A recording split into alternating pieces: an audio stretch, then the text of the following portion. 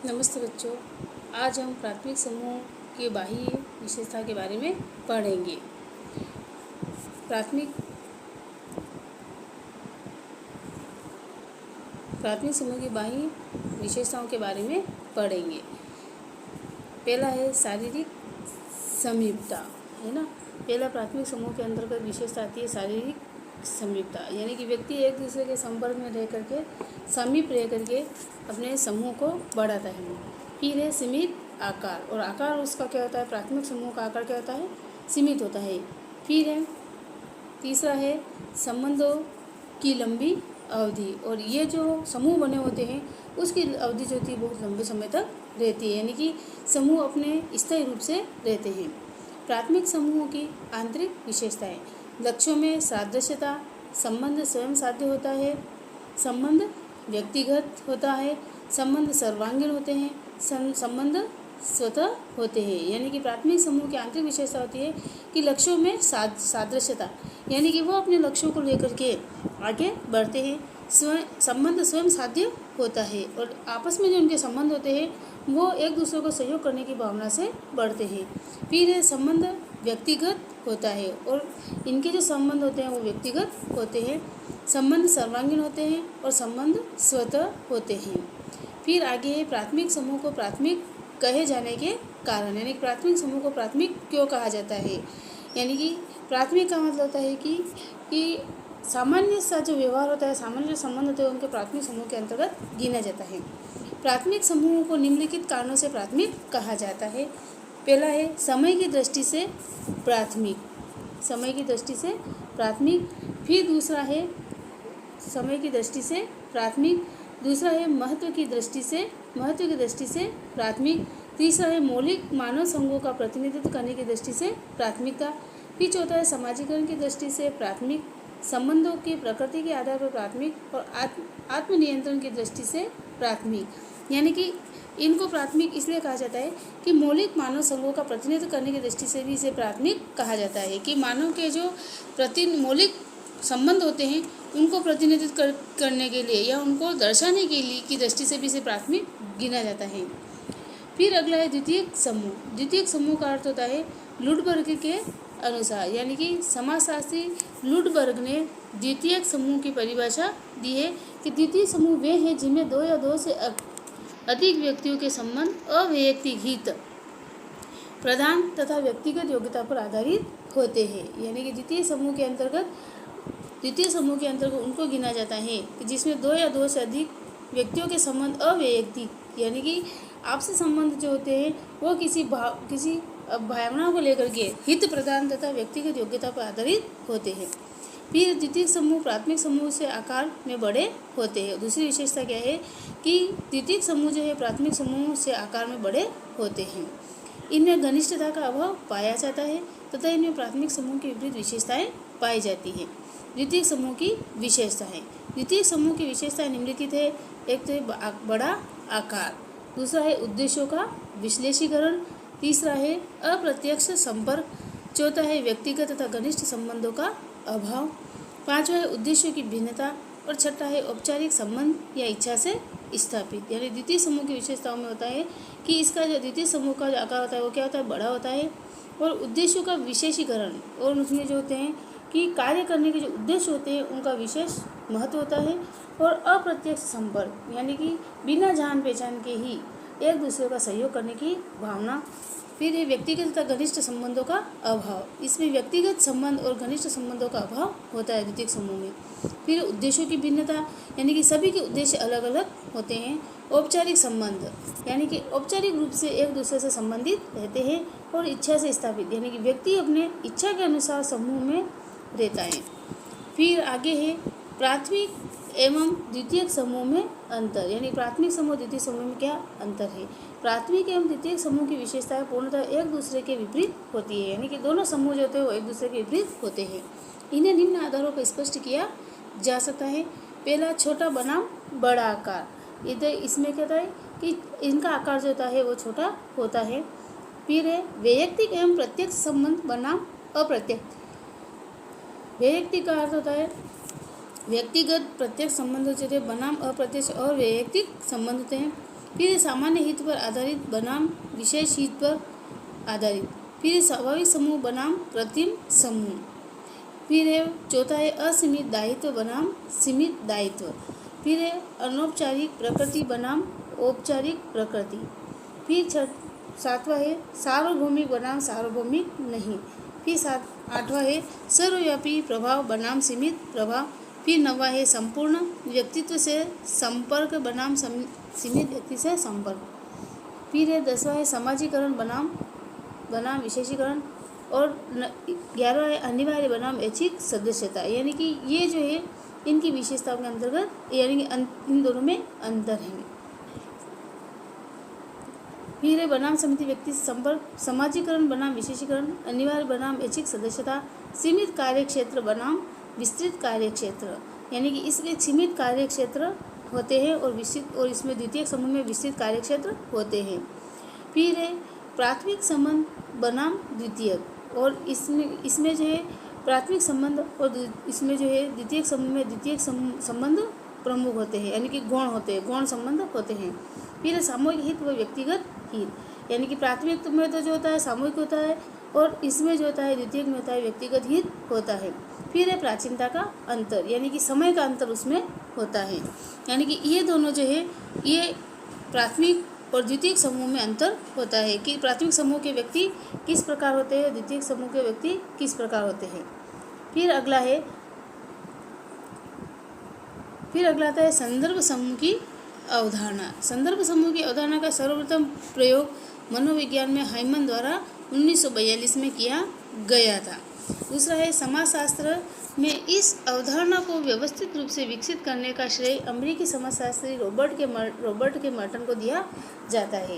यानी कि समाजशास्त्र की जो अवधारणा दी गई है कि प्राथमिक स्तर पर समाज कैसा होता है, द्वितीयक समूह का समाज कैसे होते हैं, तो यह अवधारणा जो है, यह जो मान्यता जो है को व्यवस्थित रूप से विकसित करने का जो श्रेय अमेरिकी समाजशास्त्री रॉबर्ट के मर्टन ने किया था।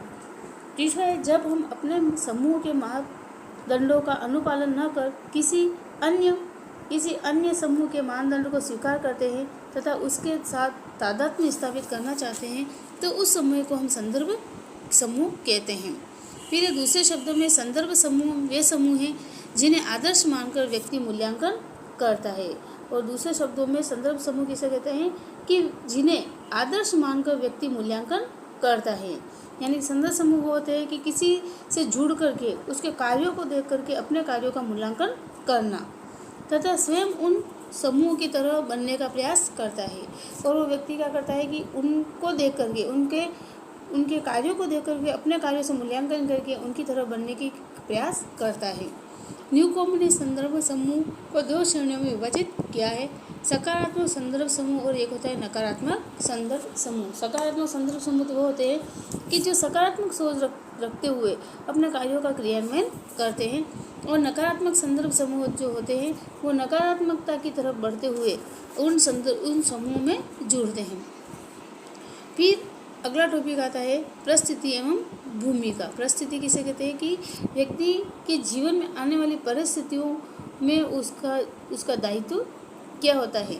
परिस्थिति का अर्थ एवं परिभाषा।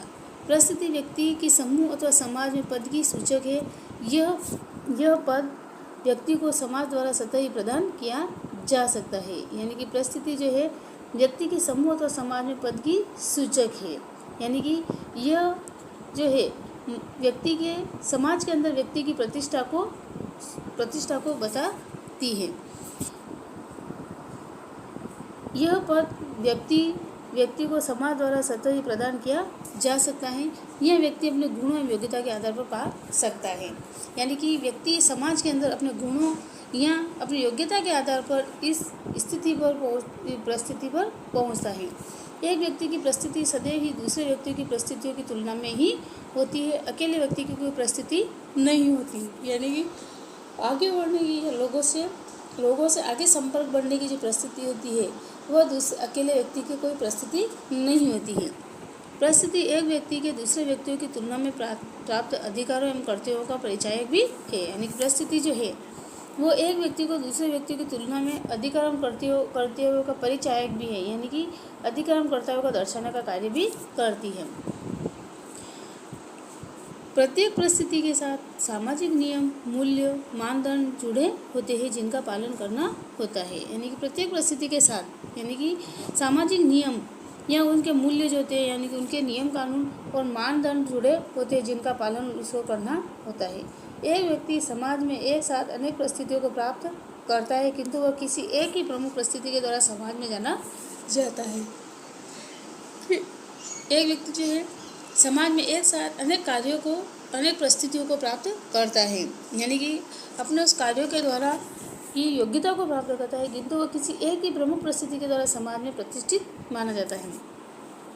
फिर विशिष्ट के शब्दों में सामान्यतः एक परिस्थिति समाज अथवा एक समूह में एक पद है, यानी कि सामान्यतः परिस्थिति समाज अथवा एक समूह में एक पद पर ही व्यक्ति अपने कार्यों की तरफ प्रगति की ओर बढ़ता है।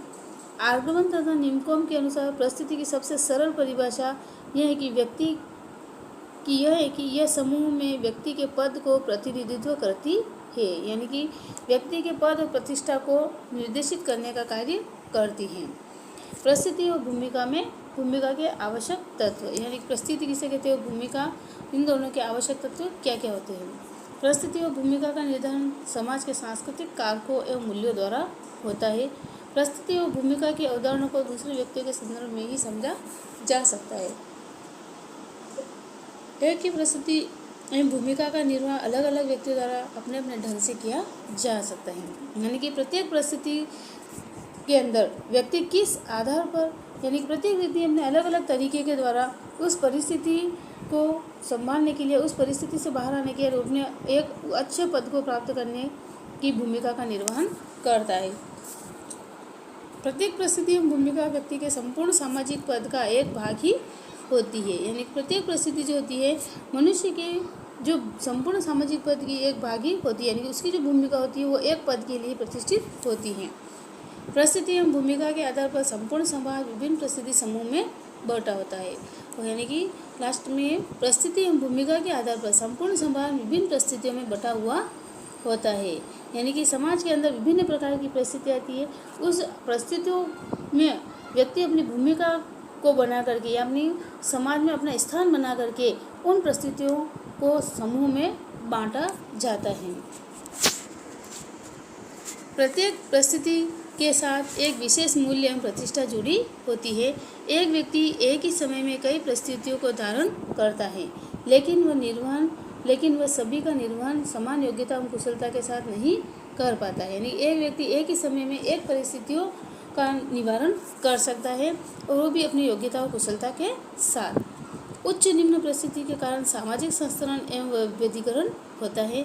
समाज में कुछ परिस्थितियाँ प्रदत्त होती है तथा कुछ अर्जित होती है, यानी कुछ पद तो जो होते हैं मनुष्य को अपने कार्यों के द्वारा प्रदत्त होते हैं और कुछ उसे अपने समाज में प्रतिष्ठा बनाने के लिए अर्जित का मतलब हासिल करनी पड़ती है।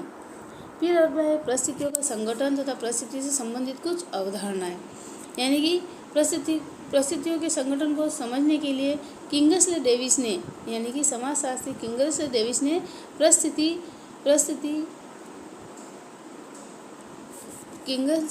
परिस्थिति से संबंधित निम्न अवधारणा का उल्लेख किया है कि पहला है ऑफिस अर्जित परिस्थिति होती है, यानी कि मनुष्य का जो कार्य क्षेत्र होता है वो उसे अर्जित का मतलब उसने खुद अपने कार्यों के आधार पर हासिल की हुई स्थिति वो उसकी होती है, उसकी योग्यता वहाँ पर होती है। इसका ज्ञान थोड़े से व्यक्तियों को होता है। ऑफिस किसी औपचारिक संगठन में जानबूझकर बनाया गया पद है जिस पर सीमित तथा विशेष नियमों का अधिकार और नियंत्रण होता है। यह पद प्रयत्नपूर्वक प्राप्त किया जाता है। यह विशिष्ट परिस्थिति का सूचक है, यानी कि व्यक्ति को जो योग्यता प्राप्त होती है, उसे जो पद प्राप्त होता है, तो ये ऑफिस की जो परिस्थिति होती है वो क्या होता है, उसके प्रयत्नों के आधार पर, उसकी मेहनत के आधार पर उसे वो प्राप्त होती है। तो इसीलिए इसे विशिष्ट परिस्थिति के लिए माना गया है। फिर है स्थिति संकुल।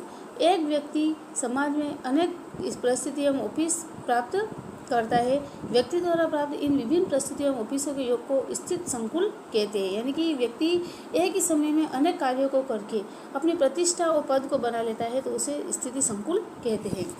फिर तीसरा स्तर। स्तर का संबंध एक ही प्रकार के स्थिति संकुल को प्राप्त करने वाले विभिन्न लोगों से है, अर्थात एक प्रकार की स्थिति संकुल को धारण करने वाले सभी व्यक्ति मिलकर एक स्तर का निर्माण करते हैं।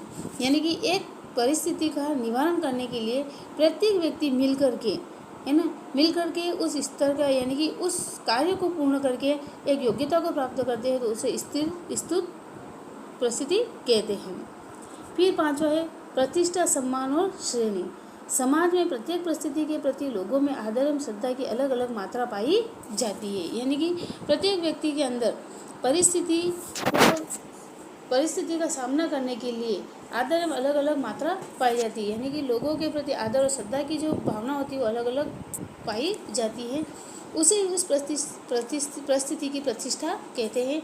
इस प्रकार प्रतिष्ठा का संबंध व्यक्ति से न होकर परिस्थिति से है। यानी कि प्रतिष्ठा का जो संबंध है वो व्यक्ति से न होकर उस परिस्थिति यानी कि उस योग्यता से है।